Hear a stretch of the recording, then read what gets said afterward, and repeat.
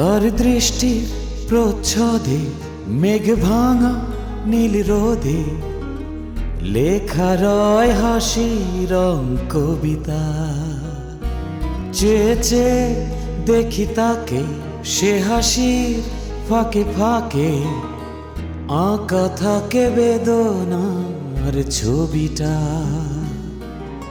সে যেন হাওয়ায় ওড়া প্রজাপতি, একজন মায়াবতী মায়াবতী।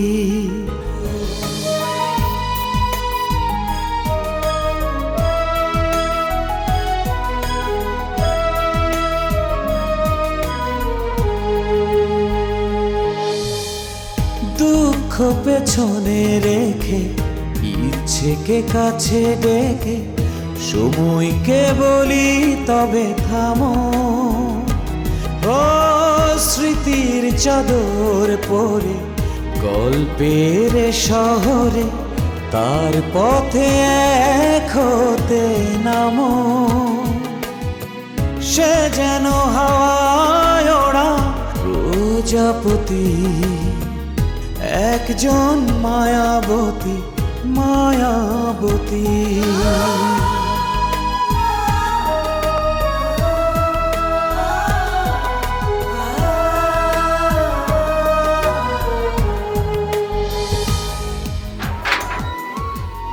আপনি আমাদের বাসায় স্যার? কোনো সারা শব্দ নাই, বাড়িতে কেউ নাই, তুমি একা? জি স্যার। আমি তো তোমার হাতে রান্না খেতে আসিনি। স্যার আপনি যেতে পারবেন না স্যার। নিশ্চয়ই এরপর তোমার জটিল কোনো সিদ্ধান্ত আছে। তবুও তো সারা জীবন তুই বেশি বুঝলি। আরে ভাইয়া, বইলা করে আসলে তো আমি বাসায় থাকতাম। আর ফরিদটা যে কি? আমি শুনি তোমার অনুমান ঠিক কিনা। আমি আমার এখন কোনো পরীক্ষা দিতে ইচ্ছা করছে না, প্লিজ। তোমরা যা ভাবছো সেটা ঠিক না। আমরা কি ভাবছি? মঈন ভাইকে নিয়ে, মানে মঈন ভাইকে নিয়ে তোমরা যে ভাবছো সেটা ঠিক না। তাহলে তাহলে কিছুই না ভাবি। তুমি জানো না যে মঈন ভাই আমার আপন খালাতো ভাই। ছোটবেলা থেকে আমি মঈন ভাইকে অনেক পছন্দ করি, উনি আমাকে অনেক পছন্দ করে, আমরা একসাথে বেড়ে উঠেছি। এখন মঈন ভাই দেশে আছে, আমার ওরকম কোনো কাজ নাই, অখণ্ড অবসর। আমাদের মাঝে মধ্যে দেখা হয়, আমরা একসাথে সময় কাটাই, দ্যাটস ইট। তুমি বলতে চাইছো তোমরা দুজন মিলে এমনি এমনি ঘুরছো। আর ভাবি আমার তো একটা কিছুতে ব্যস্ত থাকতে হবে না? হ্যাঁ তা থাকতে হবে, সেটা ঠিক, কিন্তু ধরো আসলে আমি বলতে চাইছি যে এই রিলেশনটার নাম কি?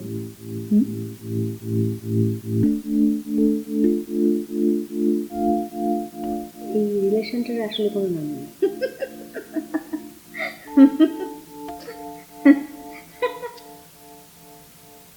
এই অভিমানই একদিন মানুষকে পরস্পর কাছে এনে দেবে। সব মানুষের মধ্যে কিছু অভিমান থাকে। স্যার আসবো?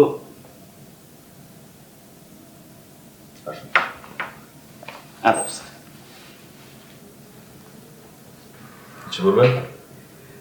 না স্যার, আপনি ওই হসপিটাল থেকে আসার পরে তো খোঁজখবর নেওয়া হয়নি, তাই একটু স্যার খোঁজখবর নিতে আসছি। আপনি কেমন আছেন স্যার? ভালো আছে। কিন্তু এই ভালোই কি সব ভালো? না, অবশ্য তো নানা রকম কানাঘুষা, নিশ্চয়ই আপনি সব জানেন। না, আমি কিছু জানি না। আমি জানতাম স্যার আপনি কিচ্ছু জানেন না। আপনি তো স্যার ভালো মানুষ স্যার, কারো সাথেও নেই, কারো পাশেও নেই। এটা সাথে পাশে থাকার কথা না। আমার যে বিষয়টা জানার প্রয়োজন নাই সেটা জানার ব্যাপারে আমার কোনো আগ্রহ নেই। কিন্তু স্যার সব কানাঘুষা তো স্যার আপনাকেই নিয়ে। পরিমল বাবু, যেসব কান কথার কোনো ভিত্তি নেই সেই সব নিয়ে চিন্তিত হবার কোনো কারণ আছে কি? এইগুলোই স্যার একসময় সত্যি হয়, যখন হয়ে যাবে তখন কিছু আর করার থাকবে না। কিছু করার দরকার কি? এই যে দেখেন, আপনি অফিস করছেন অথচ আপনার কোনো কাজ নেই, গেল মাসে আপনার বেতন পর্যন্ত হয়নি। চিন্তা করে দেখেন স্যার, আপনার এমন একটা ক্রাইসিস মোমেন্ট, অথচ আপনার স্যালারিটা হলো না, আপনি তখন হসপিটালে। হলো না। না না, এটাকে অন্যায় না স্যার। আপনি আসলে কি বলতে চাইছেন পরিমল বাবু? আমি বলতে চাইছি স্যার, আপনার কেন স্যালারিটা হলো না, কেন আপনাকে অফিসে অকার্যকর করে রাখা হয়েছে, সেটা আমি কি করে বলবো? না না স্যার, একটু জানতে চাইবেন না স্যার? আমি তো শুনলাম স্যার আপনার শেয়ারের কাগজপত্র তিনি তলব করেছেন। ভেতরে ভেতরে একটা কিছু হচ্ছে স্যার, আপনার কিছু একটা করা উচিত। কি করব? সেটা প্রতিবাদ করতে হবে, এটা প্রতিবাদ করা উচিত না? আমরা তো জানি স্যার এই 3P কনস্ট্রাকশনের জন্য আপনার অবদান কতটুকু, আজকে সব আমরা ভুলে যাব? স্যার একটা কথা চিন্তা করে দেখেন স্যার, আপনার সঙ্গে যদি এরকম হয় তাহলে আমাদের অবস্থা কি হবে বলুন? না না না, এই অন্যায় সহ্য করা উচিত হবে না স্যার। পরিমল বাবু, জি স্যার। একটা কাজ করতে পারবেন? কি স্যার? আপনি এবং আপনার সমমনা যারা এই অফিসে আছেন তারা সবাই মিলে কি বড় সাহেবের কাছে গিয়ে এই অন্যায়ের প্রতিবাদ করতে পারবেন? মানে স্যার, স্যার যান পরিমল বাবু, কাজ করুন। আমি থাকি বা না থাকি, এই 3P কনস্ট্রাকশন দাঁড়িয়ে থাকবে, এবং সেটা আপনাদের কাজের জন্য। তারপরে কাজ না করে যদি এভাবে দলাদলি করেন তাহলে কোম্পানির ক্ষতি হবে। যান, কাজ করুন, যান।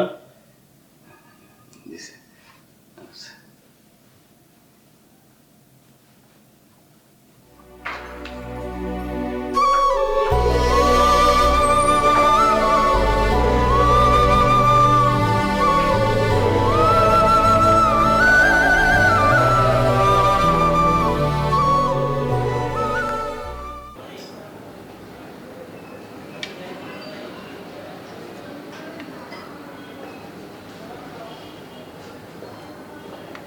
কি ম্যাডাম, কেমন আছেন? ভালো আছে, আপনি? আমি ভালো আছি। তারপর কেমন চলছে? কি চলার কথা বলছেন? আপনি তো ওনাকে একেবারে মাফ করে দিয়েছেন দেখি। আপনি কার কথা বলছেন? জিএম সাহেবের কথা? একেবারে কবি বানিয়ে ছেড়েছে। এখন কি আপনারও কবি হতে ইচ্ছে করছে? আপনিই বলেন, অফিস কি একটা শান্তিনিকেতন যে এখানে বসে বসে কাব্য চর্চা করবে লোকজন? হুম, অফিস হচ্ছে অশান্তি নিকেতন, এখানে বসে সবাই দলাদলি করবে, তাই তো? আপনি তো বুঝতে পাচ্ছেন না তাই বলছেন। অফিসের একটা পরিবেশ আছে না, এখানে সবাই বসে কাজ করছে আর একজন সারাক্ষণ কবিতা পড়ছে আর ছন্দে ছন্দে কথা বলছে। এটা কেমন কথা? খুব খারাপ কথা। শোনেন, ওনার কাছ থেকে একটু দূরে থাকবেন সব সময়। কতটুকু দূরে থাকতে হবে? আপনি আমার কথা কিন্তু গুরুত্ব দিচ্ছেন না, সময় হলে বুঝবেন। অতীতে এরকম কত দেখেছি। কদিন পর থেকে শুরু করবে অফিস শেষে আপনাকে লিফট দেওয়া, তারপর ডিনারের দাওয়াত। আরে বলেন কি, এগুলো তো এখনই শুরু হয়ে গেছে। ওই যে বলেছিলাম না। কিন্তু অফিস শেষে লিফট দেয়া, ডিনারের দাওয়াত দেয়া, এগুলোর মধ্যে খারাপ কি বলেন তো? এখন তো কোনো সমস্যা নেই, সমস্যা টের পাবেন কদিন পরে। আচ্ছা, তাহলে সমস্যা টের পাওয়ার জন্য আমাকে আরো কয়েকটা দিন অপেক্ষা করতে হবে, তাই তো? গুড, করব। উনি লিফট দিতে চাইলে যাবেন না। তাহলে কে লিফট দিলে যাব? আপনি? আপনি সবসময় হেলা করে কথা বলেন কেন? বিপদে পড়বেন, বুঝলেন? বিপদে পড়বেন। একবার কি হলো জানেন? না। জানতে চান? না।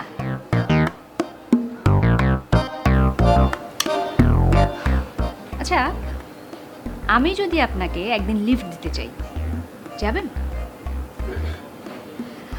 আমার সাথে তো প্রায় গাড়ি থাকে, আমি আপনাকে একদিন নামিয়ে দিতে পারি। আজকে যাবেন? আমি আপনাকে ডিনারের দাওয়াত দিতে পারি, চলেন না আজকে? কোথায়? ভালো কোনো রেস্টুরেন্টে, ক্যান্ডেল লাইট ডিনার, তারপর আমি আপনাকে বাড়িতেও নামিয়ে দেব।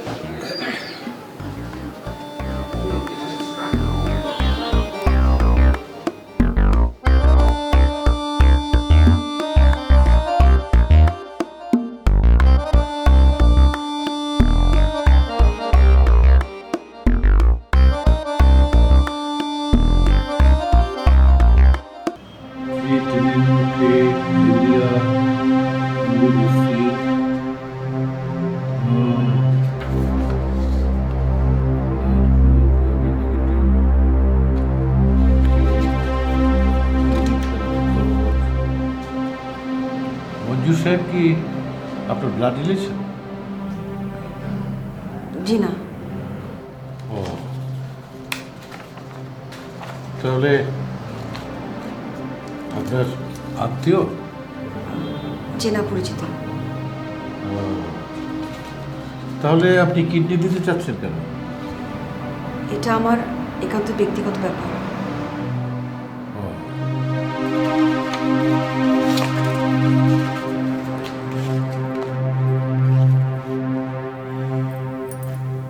ডাক্তার সাহেব, আমি কি আমার কিডনি দিতে পারবো? কিছু ডিফিকাল্টিস আছে, তবে 100% তো ম্যাচ করে না। তো এর চেয়ে বেটার অপশন যদি না পাওয়া যায় তাহলে দিতে পারবেন। আচ্ছা, আপনার কি পাসপোর্ট ভিসা আছে? আপনাকে তো চেন্নাই যেতে হবে। পাসপোর্ট হয়ে গেছে, ভিসাও এর মধ্যে করে ফেলবো। ওকে। ডাক্তার সাহেব, অন্য কারো কিডনি পেলেও নেবেন না, কিডনি আমিই দেব। প্লিজ আপনি সব ব্যবস্থা করেন।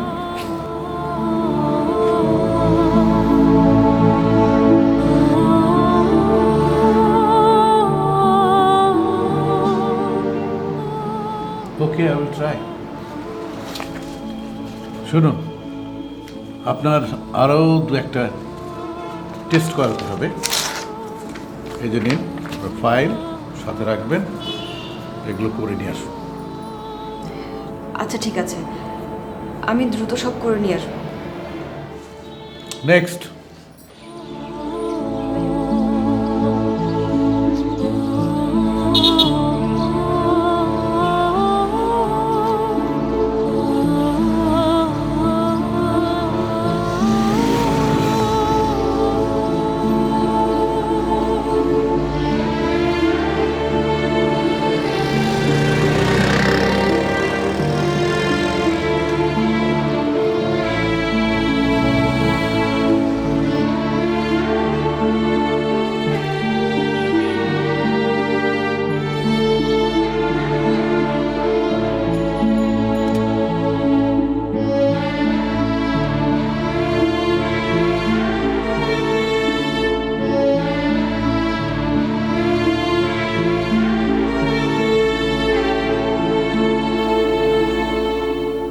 স্যার,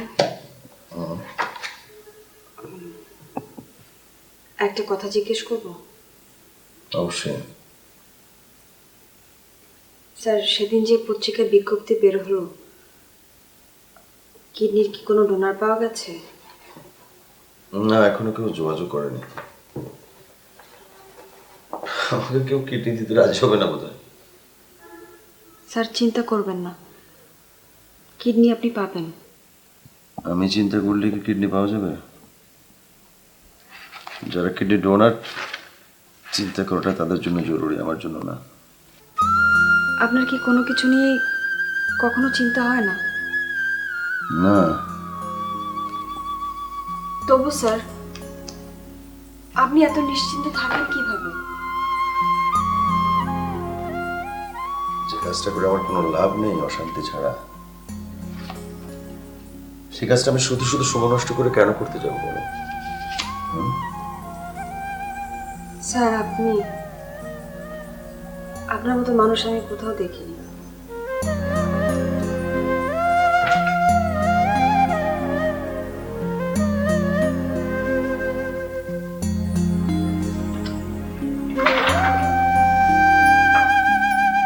যা যা।